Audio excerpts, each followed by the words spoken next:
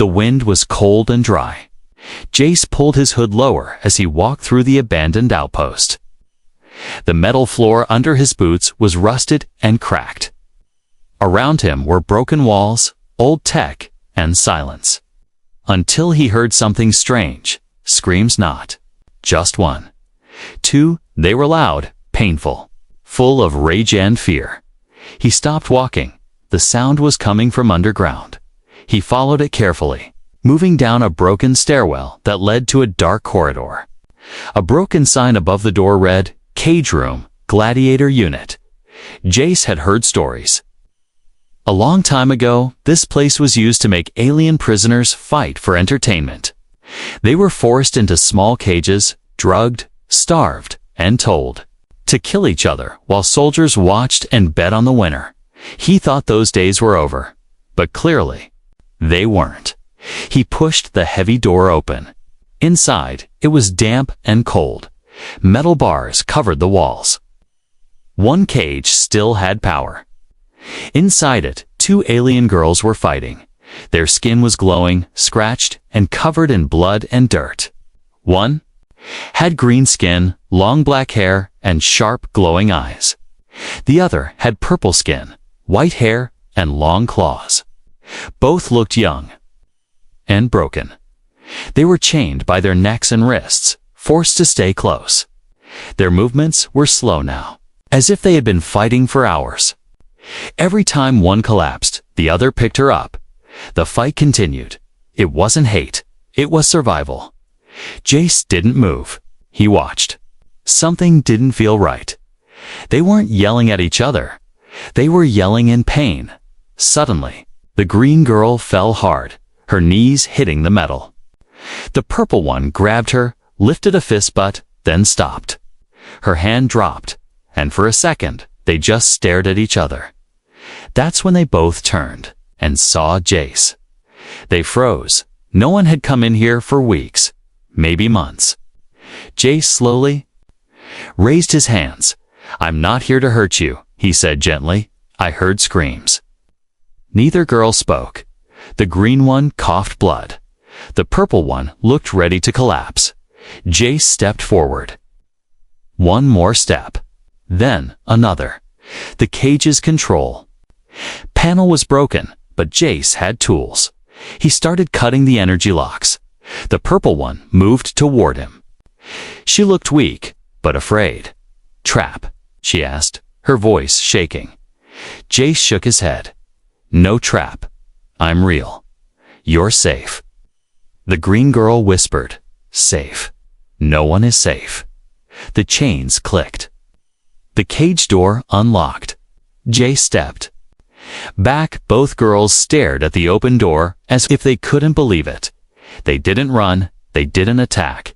They just stood there, breathing. Finally, the green girl stepped out. She fell to her knees. Jace caught her. Then the purple one followed. He pulled a blanket from his bag, gave them water. They drank like they hadn't seen water in days. The purple girl looked up. Her eyes were filled with tears. "Why?" she asked, voice soft. "Why? Did you open the door?"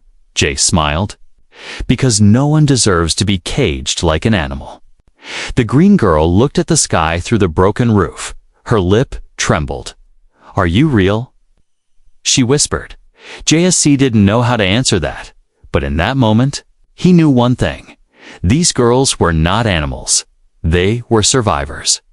He wrapped the blanket around them and said, "Let's get you out of here." But as he turned to leave, the green girl grabbed his hand tightly. "Please," she said, "don't leave us." The purple one nodded, her hand resting on his shoulder. They weren't just looking at him like a rescuer. They were looking at him like something more, something they didn't want to lose, and Jace realized. This wasn't the end. This was only the beginning. Jace didn't sleep that night.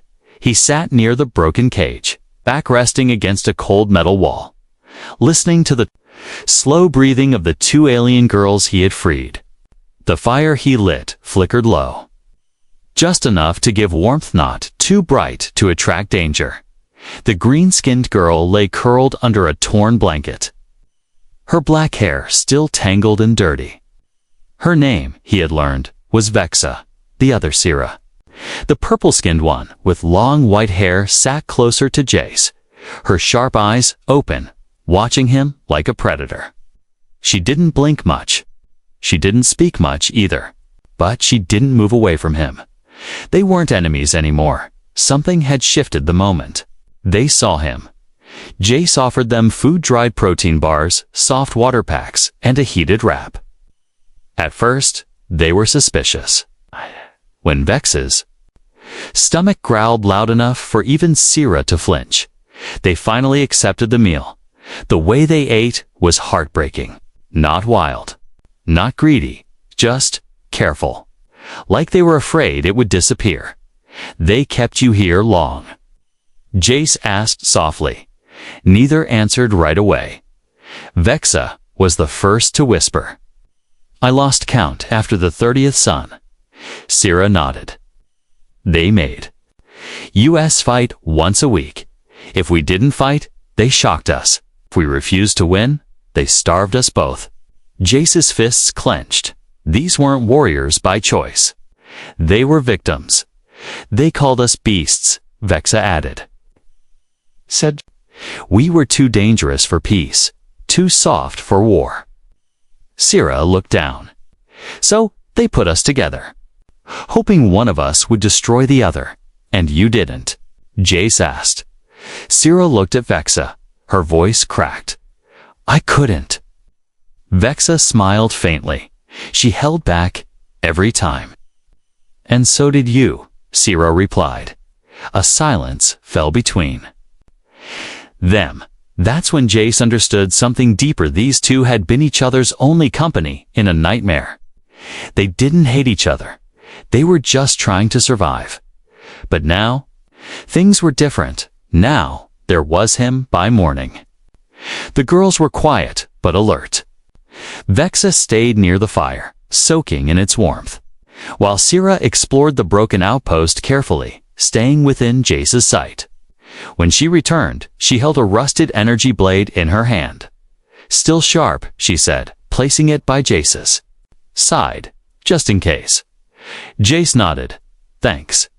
We'll need it if we meet trouble. They set off together, heading toward the edge of the outpost. Jace knew of a nearby shelter, an old human scout station, long abandoned. What of food, clean water, and maybe even clothes. The walk was long, but not quiet. Sira walked on Jace's left, Vexa on his right, both close. Too close. Every time he offered a hand to help one up a ledge, the other would step in first. Every time he turned to check if they were okay, both girls would meet his eyes. Neither would look away. It wasn't just survival anymore. It was a tension. Sira started asking questions. Why did you come here alone? I'm a scout, Jace replied. I search old zones, mark safe places, and I help when I can. Vexa asked softly, do you always help strangers? Only when they scream loud enough, he said with a small grin that made both girls smile for the first time. But beneath those smiles, something else was growing possession. They had been chained, broken, and forgotten. Now, for the first time, someone saw them, heard them, and saved them. They reached the shelter by evening. The door opened with a loud creak, dust flying from inside. But it was safe metal walls, working lights, 2 beds, and even a small shower unit. Jace sighed in relief. Sira found the weapon locker. Vexa found the food packs. Jace lit the place up, fixed the water filter, and finally sat down. You both can stay here, he said. Rest, clean up. Tomorrow we decide what to do next. But neither of them moved toward the beds. Instead, both sat near Jace. Vexa gently placed a hand on his arm. You saved us, she said, eyes soft. Sira leaned forward, voice quiet but strong. That means something in my world. Ace raised an eyebrow. What does it mean? Syrah's eyes glowed brighter. It means, we owe you a bond. Vexa nodded. A life bond. One of us must return it. Jace blinked. You mean, like a reward? Syrah smirked. No, like a mate. The room went silent. Jace stood slowly. Wait, what? But they weren't joking. Two alien women, former enemies, now both looking at the same man. Not with fear, not with anger, but with something deeper. Desire. Jace stood frozen in the middle of the old scout shelter. Syrah, the purple-skinned girl, sat calmly with her legs crossed. Her silver-white hair flowed over her shoulder, and her sharp, glowing eyes never blinked. The green-skinned girl sat close to the heater, her hands folded neatly on her lap, but her gaze was locked on Jace with strange focus. Both had said something Jace didn't expect. One of us must life bond with you. Not out of love, out of gratitude, out of ancient tradition, out of something deeper that Jace didn't yet understand. He raised his hands carefully. Let's slow down. You're free now. You don't owe me anything. Syrah tilted her head. That's not how our kind works. Vexa looked up. You gave us freedom. We give loyalty. Jace sighed and walked to the other side of the room, rubbing the back of his neck. I didn't save you for this. I did it because it was the right thing. But neither girl moved. They only watched him. Syrah finally stood up. You think this is about a reward? She asked. Her tone was cold, almost offended. We don't give ourselves to just anyone. We are not pets, she added, her claws slowly pulling back into her fingers. Vex's voice was gentler. Where I'm from, a life debt is sacred. It's not forced. It's chosen. I choose to stay with you. Syrah crossed her arms. So do I. Jace stared at them. This was a mistake, he thought. Not saving them, that was right. But letting them get close, that was becoming complicated. That night, the shelter was quiet. The wind outside howled through the cracked metal walls, and rain began to fall. Jace lay on one of the bunks, staring at the ceiling, unable to sleep. On the second bunk, Vexa lay curled up, whispering to herself in her native tongue words, filled with rhythm and grief. Syrah sat in a chair across the room. Sharpening the blade she'd recovered, at some point, Jace drifted off. He woke up to a whisper. Jace. His eyes opened. It was still dark. He sat up fast. What's wrong? Vexa stood near his bed, her hands clutching the blanket close around her. I couldn't sleep, she said, her voice shaking. I had a dream about the cage. Jace softened. It's okay. You're safe now. She stepped closer. Can I sit here? I nodded. Unsure, she sat on the floor beside him. Her eyes looked glassy in the dim light. I used to dream of open skies, she whispered. Back when I was still home. My people are farmers.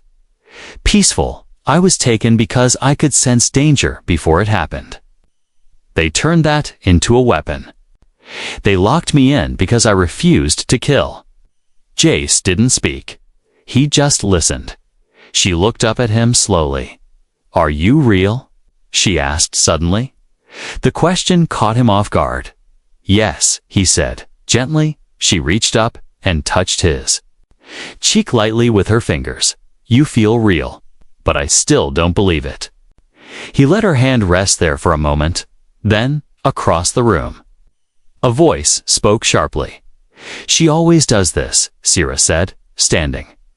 Jace turned to look. Syrah's eyes were narrowed. She plays weak, but she's strong. She doesn't want you. To see it, Vexa stood up. And you pretend to be strong when you're scared. I'm not scared. Syrah snapped. Yes, you are. Vexa shouted back. You're scared that I'll choose him before you do. The air in the room changed. Jace stood up quickly. Hey, both of you, stop. but it was too late. They were nose to nose, no weapons, but their eyes burned with fire. "This isn't a fight," Jace said louder. "You're not caged anymore. You don't have to do this." Syrah slowly turned to him. "We're not fighting like we did before." Vexa nodded. "This fight is about choice." And then something happened that surprised even Jace. They both backed away. They didn't attack. They didn't scream. They just stared at him. Then Syrah spoke. "You don't have to choose tonight, but one day you will," Vexa whispered. "And when you do, we'll be ready." Jace sat back on the bed, overwhelmed. He didn't ask for this. He didn't expect it. But somehow, in freeing them, he'd become the center of something much larger and much more dangerous. The rain outside grew heavier, but inside, silence returned. Vexa returned to her bed. Syrah returned to her chair, and Jace lay awake once more, eyes wide open, wondering how saving 2 lives had changed his own forever. The morning after the argument was strangely quiet. The rain had stopped. Outside the shelter, the world was still wet, muddy, and cold. But the sun had broken through thick gray clouds, casting soft golden light over the trees. Steam rose from the leaves. Birds chirped in a language none of them understood. Inside, things were tense. Jackie boiled water in a dented steel pot over the small stove. He kept his back to the room. He didn't want to face the 2 alien girls yet, not after what happened last night. 2 former enemies, 2 survivors now fighting again, but this time for him. He wasn't sure what to feel, grateful, flattered, or terrified. Behind him, Vexa quietly braided her long black hair, sitting near the door and watching the trees sway. Syrah leaned against the wall with her arms crossed, still wearing the jacket Jace gave her. Her eyes on him the whole time. The silence broke when Vexa spoke. "I remember the first time I tasted real food after being caged. It burned my throat. But I kept eating." Jace looked back. She smiled slightly. "Freedom tastes like fire. It hurts at first," Syrah added, "but you learn to love the burn." Jace finally relaxed a little. "Is that what this is? Learning to be free again?" Vexa nodded. "Yes, and fighting for something, or someone, is part of that."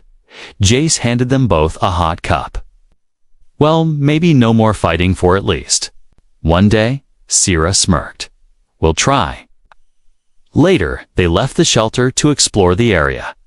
Jace wanted to find a signal beacon. If he could activate one, a friendly ship might spot them and offer transport. He wasn't sure what would happen after that, but he knew he couldn't keep them in hiding forever. They walked through the green, foggy forest. The path was broken by fallen trees and old supply crates.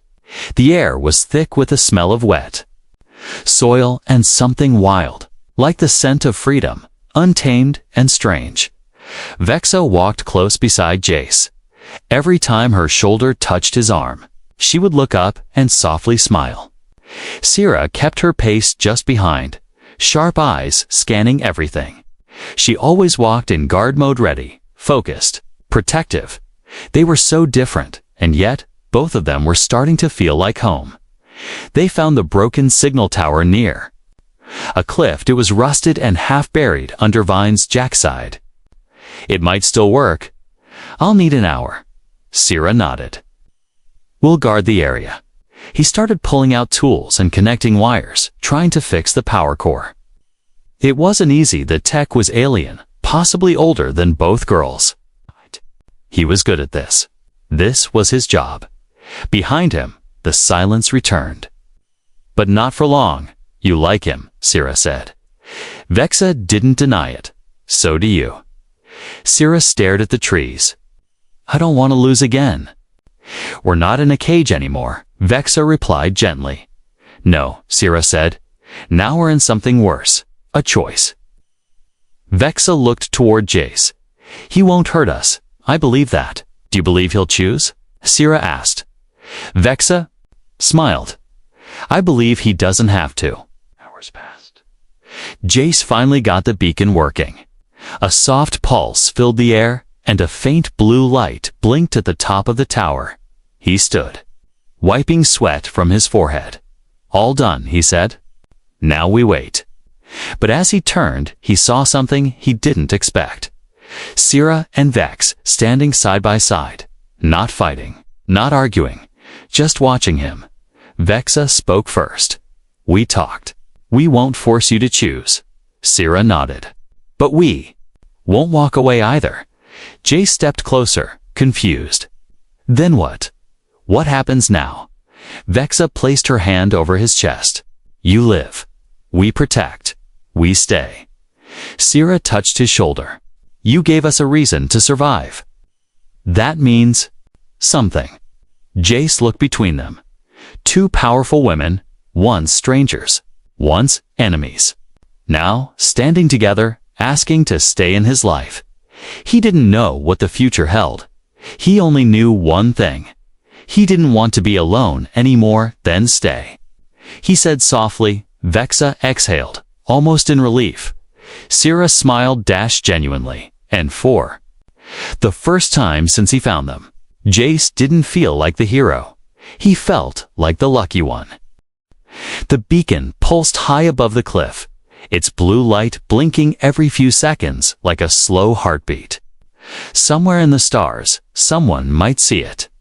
Maybe help would come, but for now, Jace, Vexa, and Sierra stayed in the forest shelter, waiting. They had food. They had safety, and they had silence. But not the peaceful kind. It was the kind that held tension words left unsaid. Feelings growing stronger each day. Jace sat near the small heater, fixing the straps on his backpack.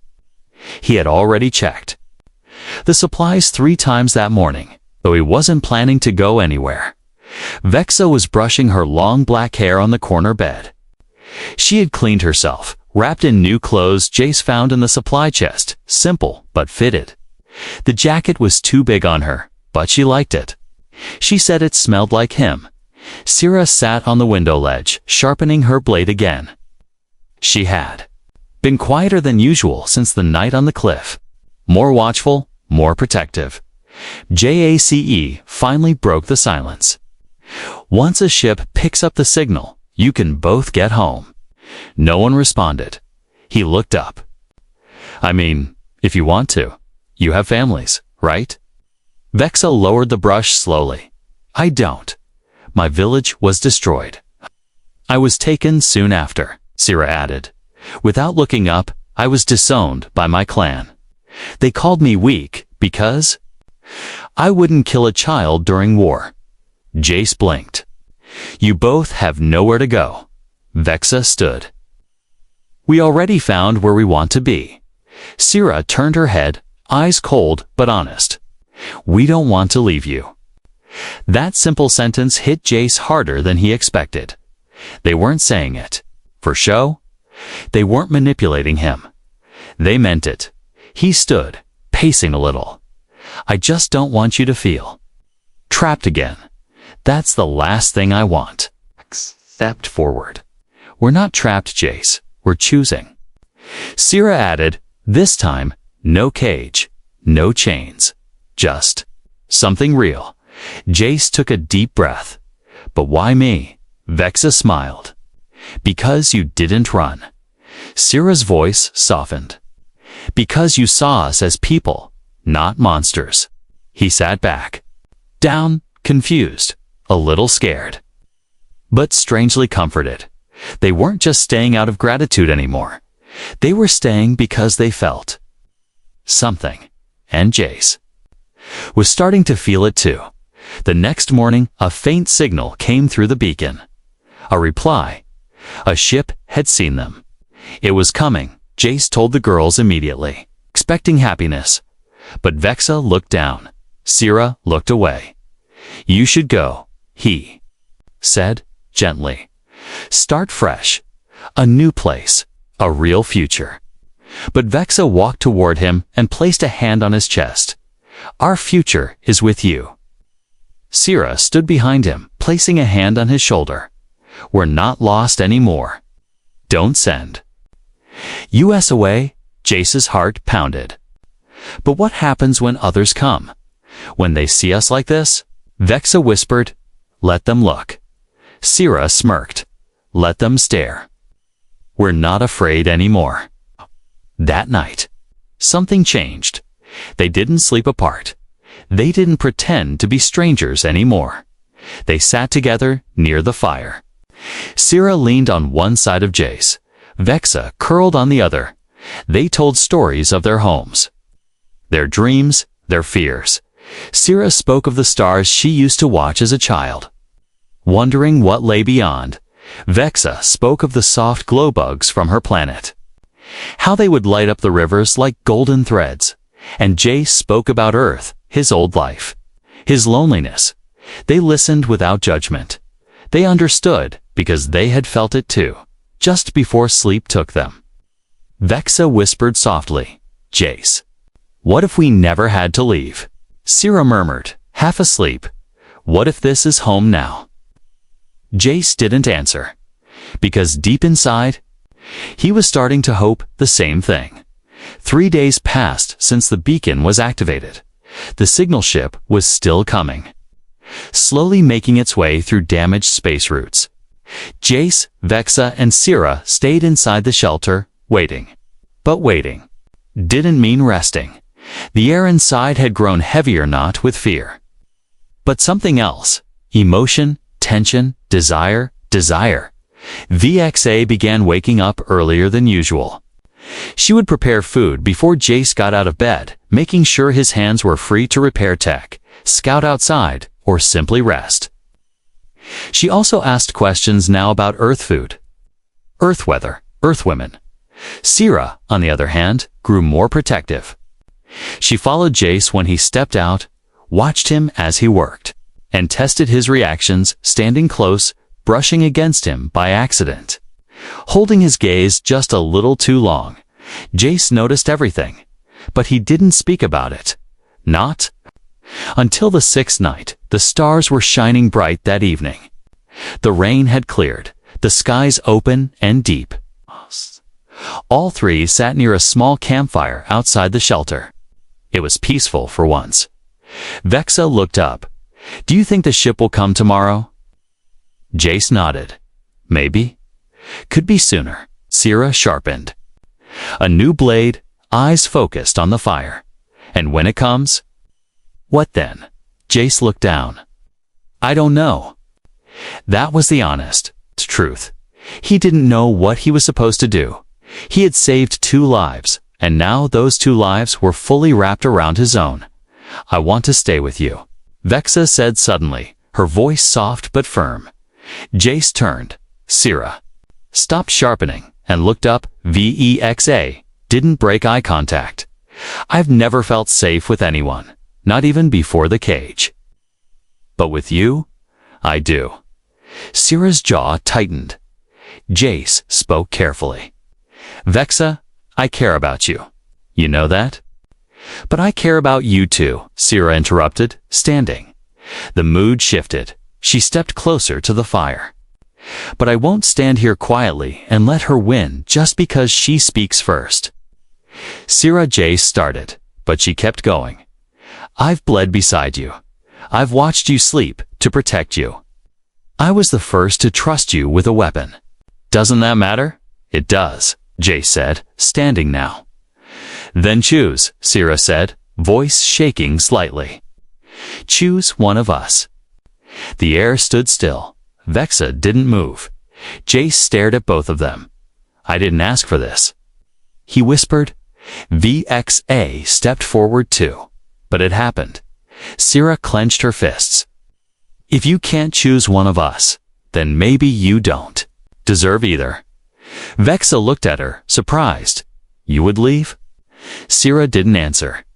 Jace closed his eyes. Feeling pressure build in his chest, he had walked into a cage weeks ago and freed to broken beings. Now, it trapped his heart. The wind blew cold, dancing through the trees. J.A.C. finally spoke. "I don't want to hurt either of you." "But you will," Sierra said. "If you stay silent, you'll hurt us both." "Then what should I do?" he asked. "Choose love like flipping a coin." Vexa shook her head. "No. Choose the one your heart speaks to when your mind is quiet." Made Jay stop, because in truth, he didn't know both had become part of him. One was fire and fierce loyalty. The other was warmth and quiet. Strength. How could a man choose between the sun and the moon? Later that night, he sat alone. The fire had gone cold. Both girls had gone to separate corners of the shelter. Silent. Jay stared at the stars. Was there a right answer? Or was he going to lose them both? Suddenly, he heard footsteps. Sira. She sat beside him, slowly. "I was harsh," she said. He nodded. "You were honest." She looked at him. "I want to be chosen. But not because she's gone. Not because I pushed her away. I want you to want me." Jace placed his hand on hers gently. "I don't want to lose you." Behind them, a quiet voice spoke. "I don't want to lose either of you." It was Vexa. She stepped into the light. "I've seen too much pain. I've lived through too much fear. I want love. But not if it means hurting the only other soul. Who understands what I've survived?" Sierra stood. Jay stood. 3 hearts beating in silence. Vexa reached out her hand to Sierra. Sierra hesitated. Then took it. Jace watched in disbelief. "I won't make you choose." Vexa said to him. "Neither will I," Sierra added. And just like that, they made the choice for him. They chose not to break each other. They chose to stay together with him. The sky above the mountains was now calm, filled with stars. Fresh snow covered the broken wall of Jack's cabin, and soft wind blew through the trees. The fire inside still burned, casting long shadows across the wooden floor. It had been 2 days since the last fight, since the armored commander fell, since she saved Jack's life by releasing a light that even machines couldn't survive. She hadn't spoken much since. Jack sat quietly by the window, fixing the rifle that had nearly gotten him killed. His hands moved slowly, carefully, but his eyes kept drifting back to her. The alien girl stood near the fire, staring into the flames. Her skin was golden now, might bright, but soft, calm, like the sun just before it sets. Her hands were folded. Her eyes were deep in thought. Something was different. She wasn't afraid anymore, but she wasn't smiling either. Jack finally broke the silence. "You're thinking about leaving, aren't you?" She turned her head slightly, but didn't answer. He stood and walked toward her. "Your people. Someone will come for you now, won't they? They'll find the signal, or whatever that thing sent before it died." She slowly nodded. "My world may have heard." Jack's voice was low. "And if they come, will you go with them?" She turned to face him now. Her eyes glowed softly, and her skin flickered with the light of the fire. Then she asked something that made his chest tighten. "Would you come?" Jack looked at her. Her question was simple, but the answer wasn't. He glanced around the cabin, the fire, the rifle. The photos of his old life still hidden in a drawer. "I'm not sure I belong anywhere but here," he said. She looked down. For a while, neither of them spoke. Then she whispered, "I was not meant to be here either. I was broken, a slave, but you." She placed a hand over her chest. "You gave me back my name." Jack blinked. "You never told me your name." She stepped closer and smiled, a little. "You never asked." He laughed softly. "Right." She reached up and gently took his hand. "My name is Sierra." Jack repeated it. "Sierra." She nodded. Then, outside, a distant hum filled the air. Low, mechanical, growing louder. Jack rushed to the window. A bright light flickered in the sky ship, sleek, silver, hovering high above the forest. Sierra followed him, watching calmly. The ship dropped low but stayed silent, like it was waiting. "Is that yours?" Jack asked. Sierra nodded. "It comes for me, for who I used to be." Jack turned to her. "And who are you now?" She stared at him, then looked at the fire, then, slowly, stepped away from the window. "No longer theirs," she said. No longer. Machine, tool, or property. She reached for the flannel shirt he had given her days ago and pulled it around her shoulders again like a cloak. "I choose my warmth," she whispered. "I choose you." Jack's heart pounded. "You don't want to go back. I don't want stars if they don't have you in them." He stepped forward. "They might not let you stay. What if they come down? What if they force you?" She smiled, soft and glowing. "Then we run." Jack stared at her. She wasn't the scared, trembling girl from the snow anymore. She was standing tall, strong, and she had chosen her place. Not in a spaceship, but in a small wooden cabin in the middle of nowhere, beside a man who had almost given up on life. The ship hovered a moment longer.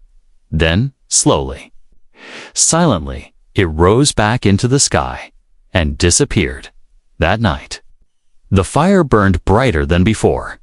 Sierra sat beside Jack, holding his hand tightly as snow fell outside the repaired wall. She looked at him, then at the stars through the cracked glass. "Still beautiful," she whispered.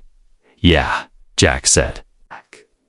"But I think this cabin just became my favorite planet." She laughed soft and real, and for the first time, her skin turned a color Jack had never seen before. A soft pink glow full of peace, joy, and belonging. She leaned her head against his shoulder, and he wrapped his arm around her. They said nothing more. They didn't have to.